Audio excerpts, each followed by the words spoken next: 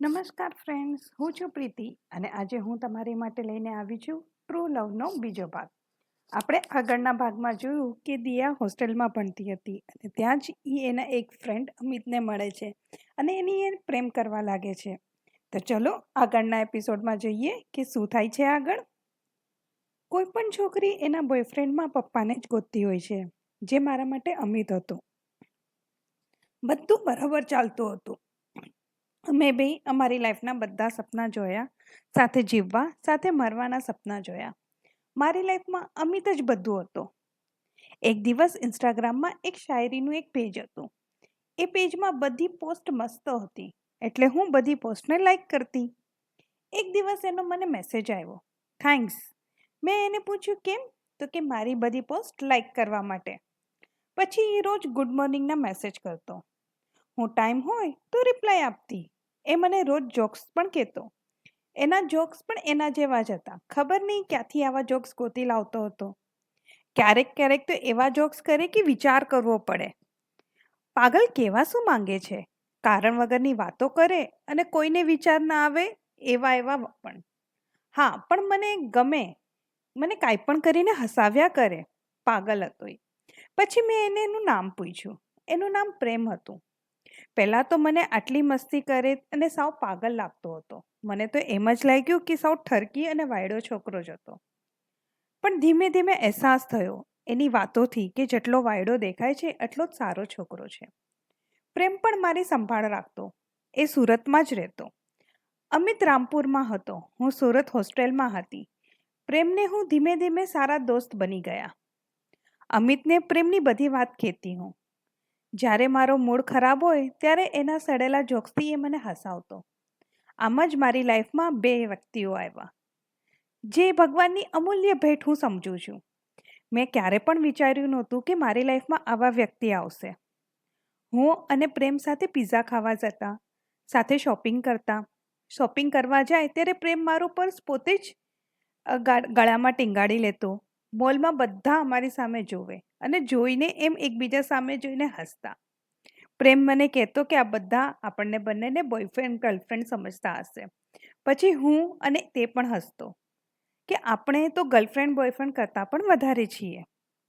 હું જ્યારે પણ પ્રેમ સાથે હોઉં ત્યારે બધા દુઃખ દર્દ ભૂલી જતી. બસ મસ્તી જ કરતી હતી. હું અને પ્રેમ ટોમ એન્ડ જેરી જેવા હતા.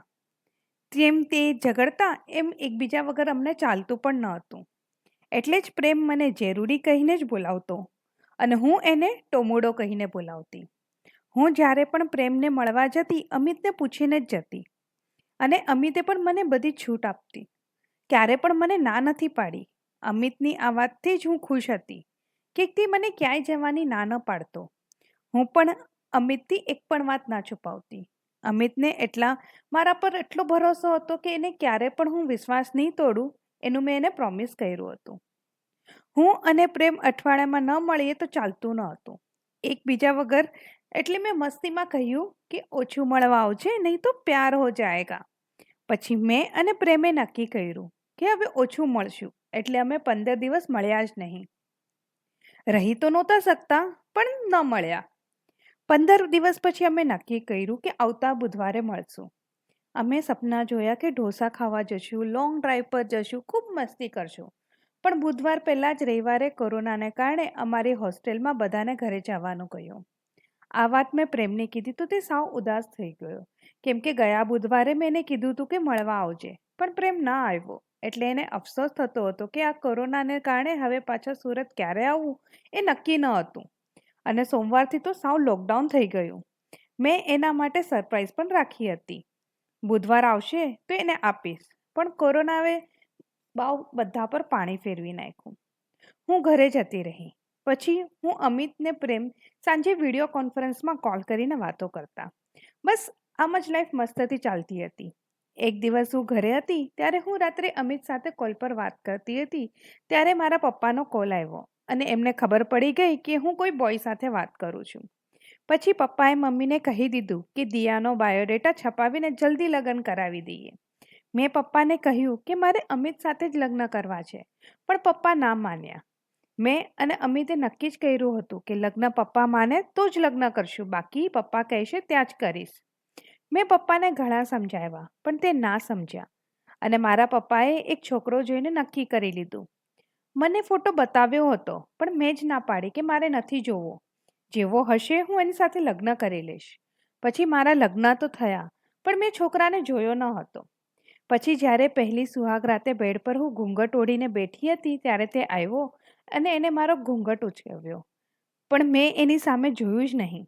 પણ એને મારા મોઢાને ઉચક્યું અને મેં એની સામે પહેલીવાર જોયું. મેં એને જોયા પછી હું જોતી જ રહી ગઈ કેમ કે એ બીજું કોઈ નહીં પણ મારો ટોમુડો પ્રેમ હતો. એને જોઈને હું એને બધ ભરીને રડવા જ માંડી.